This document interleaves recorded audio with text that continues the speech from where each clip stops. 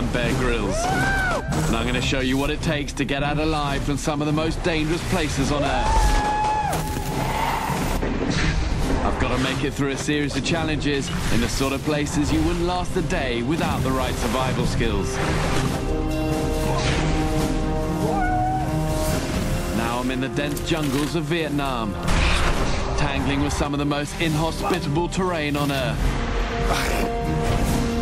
In constant battle with nature's wild side, where one slip could cost you your life. Be a bad time for the vine to break! Where every animal wants a piece of you. See that, look, spinning cobra. You've got to get them before they get you. I'm pitting my wits against nature, and showing you what you need to survive in one of the toughest environments known to man. This is now quite a scary place to be.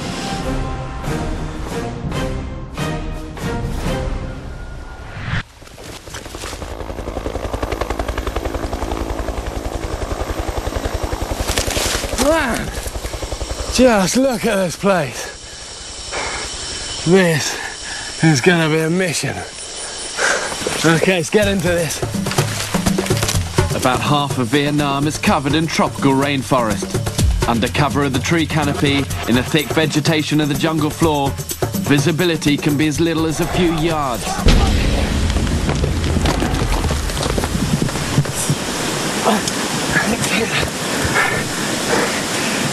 Man, I almost went straight off the edge of that.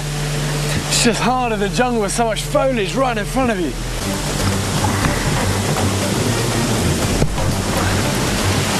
Probably about 20 or 30 foot down to there.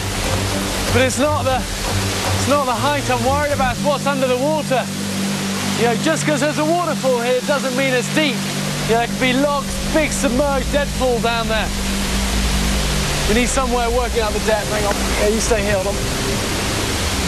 Bamboo is one of the strongest plants on Earth, with a tensile strength to rival steel. And it likes to grow right next to the rivers or watercourses. What I want to do with these bamboo is get all of the little branches off and basically make one long, straight spear. And it's then that spear that I'm going to use, throw into the water, and get an idea of how deep it is. And also it's probably worth just smashing up the ends of it just to stop it sticking in the mud and then ending up like a nasty man trap under the water. Okay, that's going to stop it sticking in. And then the idea is I can throw that in. If it's only a couple of feet deep, I'm going to see it. Okay, well look, that's worked. It went all the way into the water, and look, you see it's just floated up. That means it's at least the length of that deep, if not probably more. So I know I've got at least 8 foot to play with. The more spears you can throw into the water, the more certain you'll be that there are no hidden rocks. Well, you know, I'm happy. Okay.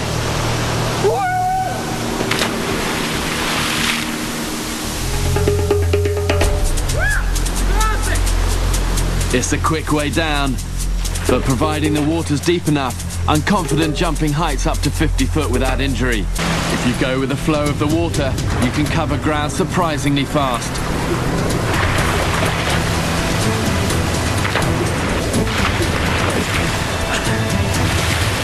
Well, that's working. And I'm actually making quite good progress down the river now. But you can never afford to be complacent. Rivers have a habit of catching you out.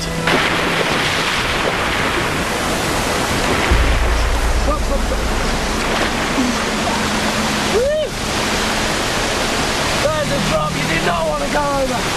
Okay, time to catch a catfish. What he will have done is shoot under this bank behind all that grass. Nice and sheltered there. And also now he knows I'm around, he's going to be trying to hide as well. There he is, there he is.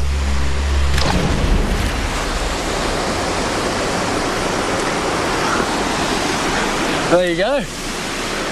Bang on the money. And look, these are the bits you want to be careful of. these barbs here. See that? See that little prong just poking out there. And these is whiskers. That's why it's called a catfish. Well, there you go. Look, if I'd had a single prong spear, I would have missed that. I just caught him on the edge of this one. So that was worth doing. Bullseye. And they've got a leech in Vietnam, it's Vietnamese leech, but actually the Latin translation is terrifying, ferocious leech. And the reason for that is that they often go for crevices on the human body. And there's a story of a soldier in Vietnam who actually had one go right up his John Thomas and ended up inside his bladder, which you do not want to happen to you. That's all set. And then all I need to do is set the trigger to release this. A thin piece of vine acts as a tripwire, loosely attached to a spring stick, which triggers a trap when any prey touches it. Simple, but deadly. Okay, this is now primed. Basically, if something comes along and triggers this,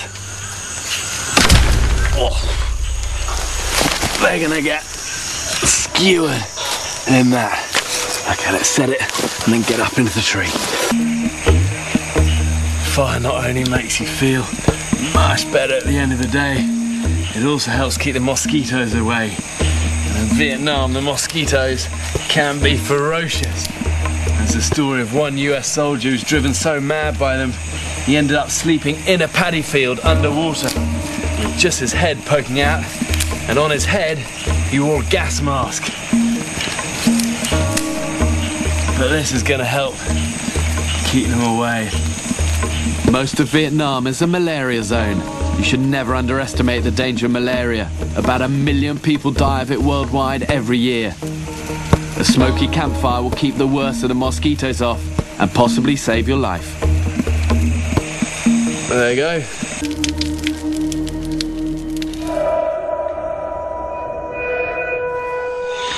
Oh man, these mosquitoes. It's just relentless here. They often talk about when it gets dark in the jungle that the whole place just comes alive. They talk about the night shift coming on. I don't know what they mean, it just sounds like the whole place is alive, which I guess it kind of is, really. Just makes it hard to sleep, you know. After a pretty sleepless night at the mercy of stinging bugs and mosquitoes, it's a relief to see daylight.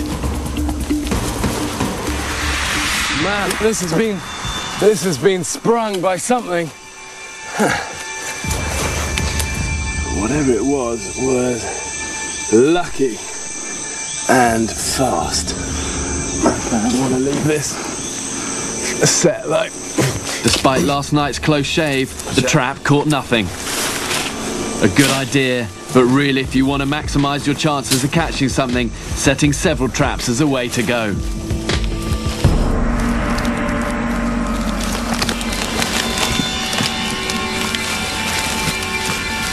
And for troops waiting for a pickup, the most vulnerable point was when the heli actually came in, and their job was to stay covert for as long as possible and then go overt very, very fast when the heli arrives. Okay, let's get a fire going. Actually, this tree should be good. It's well out in the clearing. And look, we set the whole just thing alight. It's going to be visible for miles. A large signal fire with a decent plume of smoke can be seen up to 20 miles away. With the chopper getting close now, there's a good chance a pilot will spot this.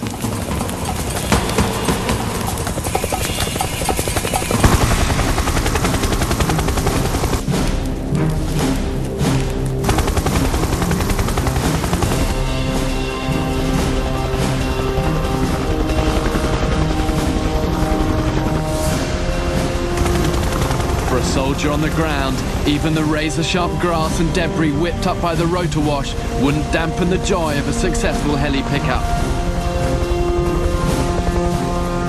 The jungle's a dangerous place, but getting out of there alive is the best feeling in the world.